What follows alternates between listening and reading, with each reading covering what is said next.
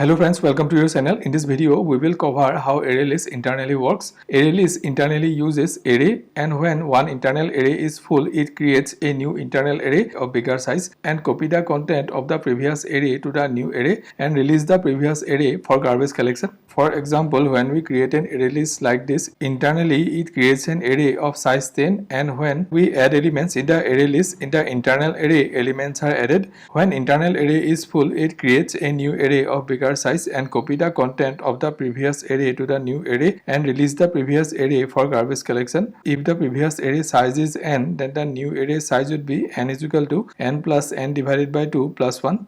For example, the default internal array size is 10, so the new array size would be 16.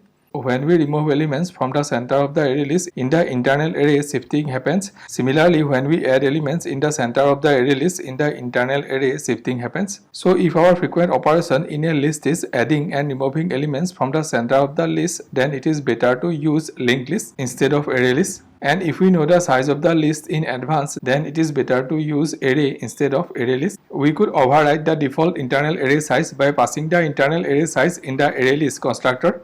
Thank you for watching this video. I keep uploading videos like this regularly. If you like this video, please subscribe to the channel and like and comment in the video.